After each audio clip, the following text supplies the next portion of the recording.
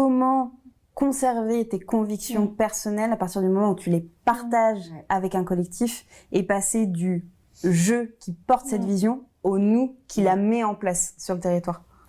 À plein d'endroits. Déjà, le premier endroit où travailler, c'est vraiment à l'intérieur de moi. En vrai, tout ça a été possible à partir du moment où j'ai gagné confiance en moi, j'ai musclé mon estime de moi. Et sincèrement, pardon, mais j'ai fait tout le travail de toutes mes blessures d'enfance. Enfin, j'étais le plafond de verre de mon projet. Une fois que j'ai réglé mes problèmes de baby Claire et que je suis rentrée dans mes pompes et que j'ai commencé à comprendre que ce qui se passait à l'extérieur, c'était à l'extérieur et à l'intérieur, c'était ma responsabilité de mes réactions. Bon, franchement, ça m'a vraiment aidée. Deuxième chose, pendant ces 3 mois de brainstorming tous les mercredis soirs, j'étais en check permanent de on valide ensemble la vision. Je vous fais une proposition, on abonde. On n'est pas là pour réinventer la roue et mettre 50 amendements, mais valeur, est-ce que c'est go? Valeur, faites-moi un nuage de mots, c'est quoi? Nanani, nanana. Enfin là, c'était obligé de faire cette intelligence collective. Encore une fois, j'aurais dit, vous me dites, moi, j'aurais dit, je suis hyper inconfortable. Les gars, je suis hyper inconfortable. C'est mon idée et en même temps, j'ai envie que ce soit votre projet. Et au milieu, pardon, je suis inhumaine en fait. C'est dur. Et genre, j'ai pleuré devant eux. Enfin, genre, parce qu'ils me connaissent, ils savent que je suis d'une grande sensibilité. Ils savent qu'à l'intérieur de moi, c'est complexe. Et en fait, j'étais en mode, mais vous êtes des humains géniaux, quoi. Enfin, ils m'ont autorisé à être moi-même en entier, quoi. C'était trop beau. Et ça m'émeut, tu vois. Mais tout doit être écrit.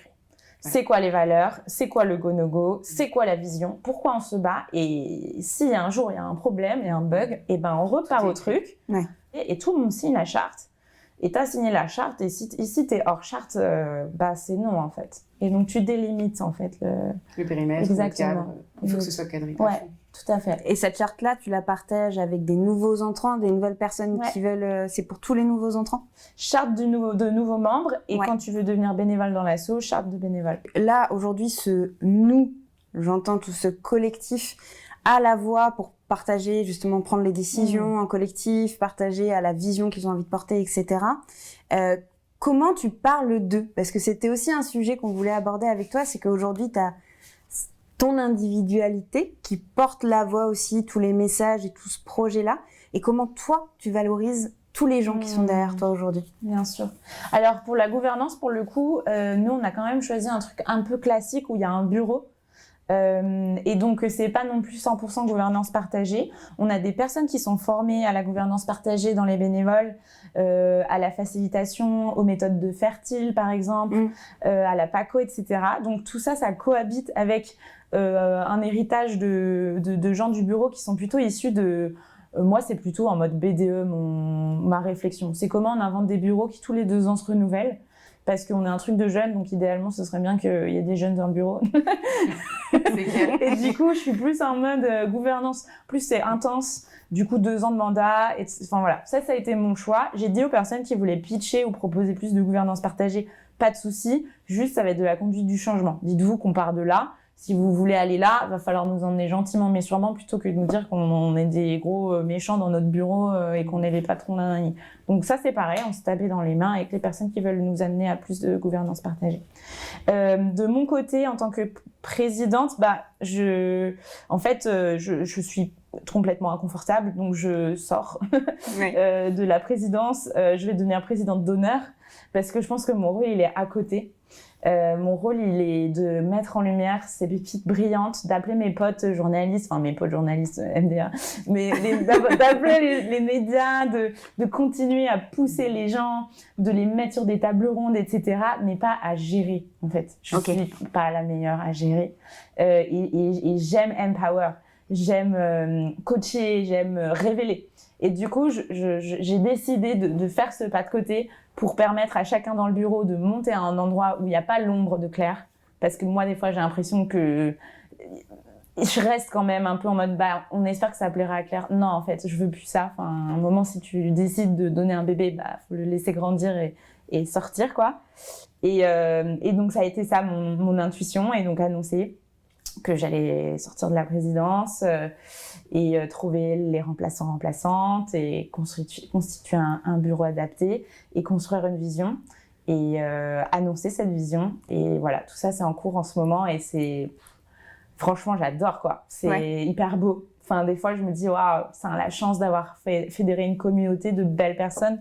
Et pour le coup, la question, elle vient sûrement après, mais ça va avec c'est quoi la couleur de la communauté et comment on la réunit. Ouais. Exactement. C'est vert.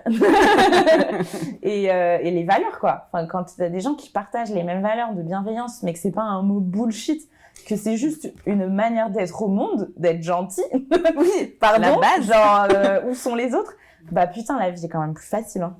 Et d'ailleurs, quand on est parachuté dans le monde normal, c'est pour ça, le mot bisounours, il nous fait toujours rire, parce que tu sais, parfois les gens ils sont en mode non mais chez Cosme on a l'impression que vous êtes un peu des bisounours, enfin, tu vois les gens trop choux qui disent non mais on a l'impression que vraiment vous entendez super bien, ça fait genre 7 ans on vous voit sur les mêmes photos, on est tous là et ça bouge pas en fait, vous êtes toujours là. Bah ouais mais en fait juste c'est smooth quoi, enfin, c'est facile, c'est doux, on sait se parler, on se respecte, on est fiers les uns des autres. Et dans ton discours d'ailleurs je trouve qu'on retrouve ce petit côté fierté de tous les gens qui t'entourent, après c'est l'émotion aussi, mais je dirais, je ressens la même chose que toi, cette fierté. Et après, quand on nous pose la question de savoir comment vous arrivez à faire collectif comme ça, enfin tu vois, comment, est-ce que, je sais pas, souvent je me demande, est-ce que c'est quelque chose de inné, est-ce que c'est grâce à ces gens, et est-ce qu'on attire des gens, je sais pas. On attire ça, moi je pense. C'est énergétique, c'est pas sans vouloir faire de la magie, mais tu vibes meuf drôle, meuf pardon je suis très drôle meuf drôle, meuf sympa, il y a que des gens drôles et des gens sympas qui se ramènent, enfin alors évidemment par contre il faut être vigilant à une chose, c'est que moi je suis très extravertie et j'ai aucun problème à m'afficher, donc il faut quand même rester inclusif aux personnes plus introverties, et dans l'écosystème de l'écologie il y en a, mais il y a des personnes introverties aussi dans le collectif. Et après, moi, je pense que c'est une histoire d'éducation. C'est une histoire de... Voilà, si pour toi, traite les autres comme tu voudrais qu'ils te traitent. Si ça fait partie des manières dont tu as été élevé, bon, bah voilà. Sinon, désolé, mais ça va être compliqué. Et comment on passe d'un visage à plusieurs? Est-ce qu'aujourd'hui, dans ce projet-là de transition, parce que c'est une transition que vous êtes en train d'opérer, t'arrives à pousser des nouveaux visages, des nouvelles personnes? Finalement, quand tu dis « je veux pas... est-ce que ça va plaire à Claire, du coup je vois bien cette idée-là, c'est comment toi est-ce que tu arrives à potentiellement pousser des nouvelles personnes, ou certaines prennent le pouvoir, tu vois, qu'est-ce que tu vois de ton viseur du coup à toi, de future présidente sortante? De toute façon, mettre en lumière des ambassadeurs des pépites, c'est quelque chose que j'ai toujours adoré faire. Dans le top 35 Les Échos, chaque année, il y a quelques pépites vertes. Quand on allait aux rencontres économiques d'Aix, pareil, on a poussé des pépites, etc. Donc ça, je pense que c'est quelque chose qui existe déjà. Après, sur comment aider à se sentir légitime, en fait, c'est ça le mot aussi derrière, pour incarner. J'ai un peu l'intention de faire des formations, prise de parole en public, aider le nouveau bureau à écrire son storytelling, pourquoi ça fait du sens par rapport à d'où ils viennent, tout le travail que moi j'ai fait à raconter mon histoire de petite fille de paysan, fille de prof, conseil municipal des jeunes, Sciences Po, nanani. Bon, bah, c'est juste un travail d'écriture, hein. C'est pas du bullshit, mais en tout cas, j'ai écrit la narration de mon histoire. Chacune s'autorise pas à faire ça parce que en France, c'est très prétentieux. Moi, c'est mon skill de storyteller. Donc, comment est-ce que j'aide les nouvelles personnes ambassadrices à écrire leurs propres histoires? Ça, c'est aussi des choses sur lesquelles on bosse effectivement. Et c'est des choses sur lesquelles, de plus en plus, j'accompagne en fait des dirigeants et des dirigeantes du développement durable et de la transition écologique. Parce que je pense, pour reprendre ma casquette média, que c'est un truc qui nous manque pour être des leaders qui embarquent sur les sujets de transition éco, c'est de s'autoriser à se raconter dans du jeu alors qu'on veut faire du nous. Et donc ça, c'est dur. C'est comment tu pars du jeu en disant bonjour, je suis petite fille de paysan, nanani. Ça ne manque pas. Il y en a toujours un qui dit ah moi aussi. Je viens de Segré dans le Maine-et-Loire. Ah moi aussi. Je suis bisounours. Ah bah moi. En fait, je raconte jamais mon histoire. Je raconte un bout d'histoire des gens qui me regardent dans la salle. Et du coup, c'est comme ça que j'ai appris à déculpabiliser d'être dans le storytelling.